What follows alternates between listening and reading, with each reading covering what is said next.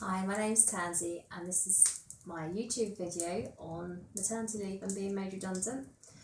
First things first, you need to know some basic facts about the legislation. You can be made redundant if you're pregnant or on maternity leave, but not because of it.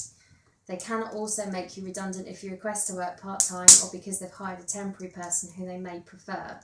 That's basically unfair dismissal on the grounds of sex discrimination. In terms of your entitlement to pay, if you've been working for an employer for 2 years or more, you're entitled to a statutory redundancy payment, which is currently £450 per week for a week's pay as of February 2013. The government rates are staggered to your age and service and they increase most years. If you're made redundant early into your maternity leave or during your maternity leave, then you're also entitled to receive the whole of your maternity pay to the date you would have returned to work. And this is the SMP part, which is the government allowance. The enhanced part is your company benefit, but most companies will pay it even if they're not legally obliged to do so. You're also entitled to all of the annual leave you would have accrued to the point of the end of your maternity leave. You can calculate your statutory redundancy pay by going on the government website, which is currently www.gov.uk. The good news is that anything under 30,000 is not taxable, but notice pay and holiday pay are taxable elements.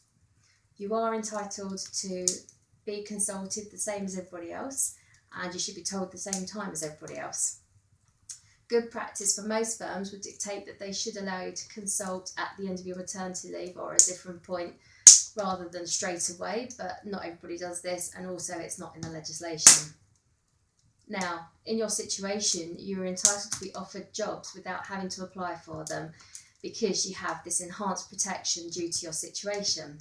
So, if an internal job meets your skills and capabilities, it should be offered to you first before other employees who are also at risk of redundancy. The law has been written in such a way to protect women on maternity leave from being indirectly or directly discriminated against. But if there is another person in the same position as you that's either pregnant or on maternity leave, then it is a case of who is ever the better applicant for the situation. In terms of reducing hours and shifts, your employer can do this as a way to avoid redundancies. Obviously, if this isn't suitable for you and what you require from your job, then you need to make a judgment call here. Alternative work and trial periods. You are allowed a 1-month trial to trial an internal job, and you should then be offered the redundancy pay if either party thinks it's not working or it's not a suitable role, or you just decide that actually you would rather take the redundancy pay. If you're made redundant after the firm's redundancy pay, they may ask you to sign a compromise agreement, which means that in taking the payment you agree not to discuss the figure, the details or anything related to the case, or to take them to a tribunal. They can do this because the figure is enhanced from the statutory amount. So, if you do get offered a compromise agreement, the firm should also offer you an amount to go to a solicitor and get it checked over legally. They should pay your expenses, but you do need to get the figure agreed before you go and see a solicitor and actually pay for it. Hope this helps you, and if you need any further information, please contact me at Circum HR. Thanks very much.